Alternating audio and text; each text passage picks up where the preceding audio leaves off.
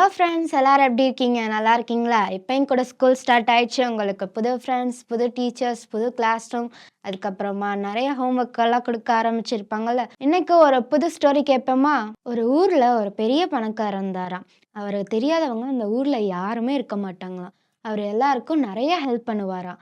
அவர எல்லாருக்கும் ரொம்ப பிடிக்குமாம். அப்ப அவங்க வீட்லயும் ஒரு வேலை பார்க்குற ஆன்டி இருந்தாங்களாம். அப்போ ஒரு நாள் அவருக்கு பர்த்டே ஃபங்ஷன் வந்துச்சாம். அந்த பர்த்டே ஃபங்ஷன்ல அவரோட ரிலேட்டிவ், ஃப்ரெண்ட்ஸ் எல்லாம் விலைமதிக்க முடியாத நெறைய gold jewels, diamond jewels, silver ஜுவல்ஸ்ன்னு என விலைமதிக்கவே முடியாத கிஃப்ட் எல்லாம் குடுத்தாங்களாம். அடுத்த நாள் அவர் அதே எக்ஸைட்மென்ட்டோட அந்த கிஃப்ட் எல்லாம் ஓப்பன் பண்ணி பார்த்தாராம். அவர் ஷாக் ஆகுற மாரி அவருக்கு நெறைய கிஃப்ட்ஸ் எல்லாம் வந்துருந்துச்சாம். கோல்டுல, சில்வர்ல, டைமண்ட்லன்ட்டு. அவர் ரொம்ப சந்தோஷமானாராம். அடுத்து ஒரு கிஃப்ட்ட ஓப்பன் பண்ணி பார்க்கும்போது அதுல உப்பு இருந்துச்சாம். அந்த உப்பு பார்த்தோனே, "யார்றா அந்த உப்பு போய் எனக்கு குடுத்தது?" அப்படின்னு சொல்லிட்டு அதுல என்ன பேர் போட்டிருக்குன்னு பார்த்தாராம். அப்பதான் அதுல அந்த வீட்ல வேலை பார்க்குற ஆன்ட்டியோட பேர் போட்டிருந்துச்சாம். உடனே அந்த ஆன்ட்டிய கூப்பிட்டு, "நீ எதுக்கு எனக்கு உப்பு குடுத்த? உப்புல என்ன இருக்கு? எல்லாரும் எனக்கு எவ்ளோ விலைமதிக்கவே முடியாத கிஃப்ட் எல்லாம் கொடுத்துருக்காங்க தெரியுமா?"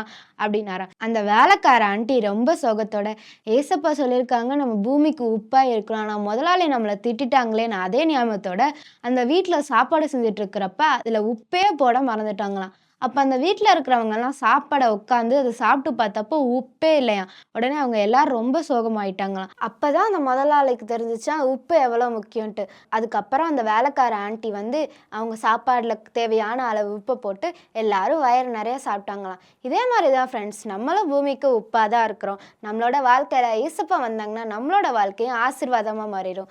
ஜீசஸ் உங்க கூட இருந்தாங்கன்னா, நீங்களும் ஆசீர்வாதமா மாறிடுவீங்க.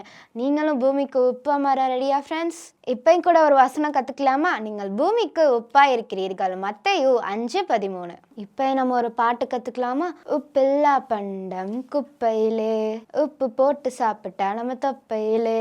உப்பில்லா பண்டம் குப்பையிலே, உப்பு போட்டு சாப்பிட்டா நம்ம தொப்பையிலே. பூமிக்கு நீதானே உப்பு, சாரம் இல்லாட்டினா அது தப்பு தப்பு தப்பு. பூமிக்கு நீதானே உப்பு, சாரம் இல்லாட்டினா அது தப்பு தப்பு தப்பு. Bye friends. அடுத்து இன்னொரு அழகான வீடியோவில் உங்களை வந்து சந்திக்கிறேன். Until then, bye from your lovely. Bye.